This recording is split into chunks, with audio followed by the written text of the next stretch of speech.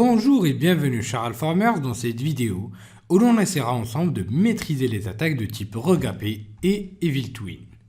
Ce qui représente un des vecteurs, ou un de mes vecteurs préférés d'attaque sur les réseaux sans fil, et ça peut me faire gagner beaucoup de temps relativement aux attaques traditionnelles sur les réseaux sans fil. Commençons tout d'abord par ce qu'on appelle le Rogue AP. Le Rogue AP, donc c'est spécifiquement, vous trouverez un autre nom, c'est le point d'accès non autorisé. C'est spécifiquement un point d'accès à l'intérieur d'un réseau non administré par ou non supervisé par le propriétaire de ce dernier. Ce qui lui donne un accès indésirable au réseau et va donc tout simplement soit forcer l'utilisateur à se connecter à ce dernier, soit tout simplement le mettre à disposition de l'utilisateur qui va se connecter à ce dernier et il va soit intercepter ses datas, soit il va pouvoir mettre en place des faux portails captifs pour exploiter des vulnérabilités ou exploiter une approche de social engineering afin de pouvoir récupérer un pass, donc des identifiants quelconques ou une clé d'accès au réseau. Concernant l'Evil Twin, ou le jumeau maléfique, là c'est un petit peu plus compliqué parce que ça marche pas toujours très bien, ça je vous le dis. Bon, j'ai essayé avec la Wi-Fi Pineapple et beaucoup de fois c'est la carte réseau du client ou de l'utilisateur victime qui tombe à l'eau. Mais bon, donc là c'est un jumeau maléfique qui est en fait une copie d'un point d'accès légitime, ne lui donnant pas nécessairement accès à un réseau spécifique ou même à Internet. Le mode sans fil de ces connexions est ad hoc et vous pouvez avoir un jumeau diabolique de votre réseau domestique sur un parc public, juste donc dans le but de connecter votre appareil à ce réseau pour tout simplement récolter des informations ou autre. Sachant que concernant les Evil Twin, et malheureusement par rapport à plusieurs périphériques aujourd'hui, il n'y a pas de vérification de la légitimité du point d'accès, c'est-à-dire que votre périphérique peut aller jusqu'à se connecter de manière complètement automatisée au point d'accès. Et ça, c'est très méchant.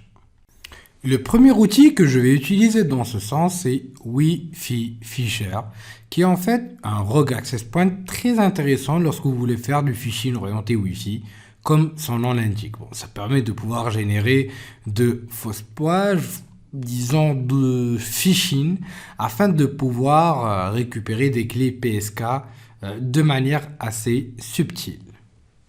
Vous récupérez donc votre outil et la première des choses à faire, c'est de faire un sudo python 3 setup.py espace install.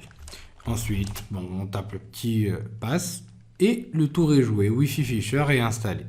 Il faut juste faire un petit peu attention à ne pas exécuter Wi-Fi Fisher à partir du dossier dans lequel vous êtes, parce que vous avez un autre dossier Wi-Fi Fisher et ça créera un petit conflit. Donc je reviendrai un petit peu derrière et j'exécuterai mon Wi-Fi Fisher. Il faut le faire en mode sudo, comme d'habitude. Donc là, on a pris l'habitude avec le root par défaut de notre... le route par défaut de notre petite Kali. Donc là, on va voir un petit peu pourquoi il n'arrive pas à me trouver tout ça. Tac. Donc ce que je vais faire, donc là je profite aussi pour vous donner des petites astuces. C'est que en fait, là, parfois, vous pouvez avoir des petits soucis avec votre carte sans fil. Bon, moi, tout ce que je fais, c'est la débrancher et rebrancher. Je vérifie si cette dernière est bien connectée. Et en fait, si vous avez 0 dBm ici, faudra essayer de faire un sudo iw config wlan 0 et up. Excusez-moi, un if config up et non pas un iw up. Donc là, je pense que c'est bon. Voilà, le TX Power, c'est bon. Contrairement à tout à l'heure, on avait 0. Et là, en fait, je relance mon petit Wi-Fi Fisher. Et normalement, ça devrait être bon si je dis pas de bêtises. Voilà, parfait. Les réseaux sans fil commencent à pouvoir s'afficher. Et là, je peux choisir n'importe quel réseau que je souhaite. Je choisis ce dernier, par exemple. Et là, en fait, vous pouvez choisir les différents plugins que vous avez.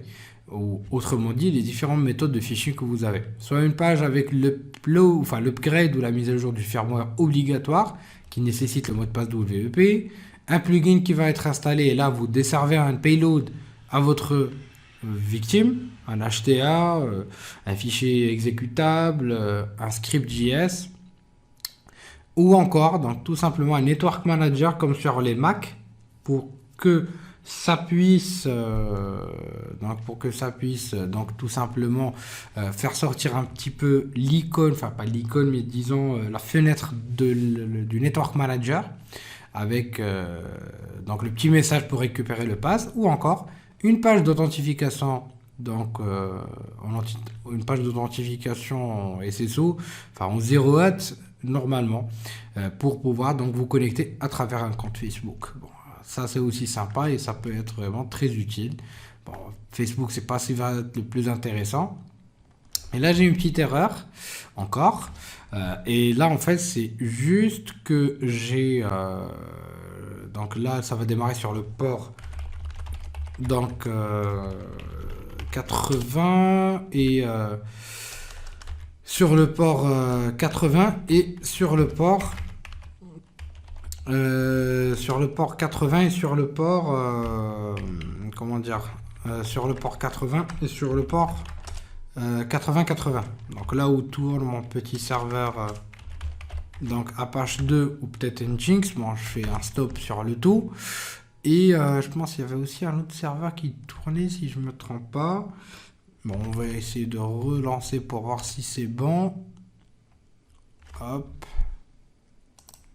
Je choisis mon réseau, je choisis ma méthodologie d'attaque. Non, il y a toujours le port 80 qui est pris. Donc là, je vais faire un sudo ps. Donc, ox java. Ah, oups, j'ai oublié de mettre un petit grep. Et ouais, c'est 603. Hop, kill 603. Je rajoute un petit sudo. Et là, si je relance mon Wi-Fi Fisher, ça devrait être bon. Bon, je profite quand même pour vous donner quelques petites astuces entre temps. Mais bon, si c'est quelque chose que vous ne souhaitez pas forcément, n'hésitez pas à m'en faire part. Et là, en fait, ça commence à fonctionner. Donc et là, ça va aussi, dès que ça détecte donc dès que ça va détecter des clients, ça va aussi envoyer des authentifications ou des paquets de désauthentification. Et ça, c'est sympa aussi. Donc là, en fait, je vais tenter de pouvoir allumer la Wi-Fi au niveau de ma machine. Et dès que c'est fait, voilà, au niveau de mon smartphone, voilà, c'est connecté. Et là, on me demande en fait de pouvoir m'identifier. En fait, c'est une page qui m'est demandée automatiquement.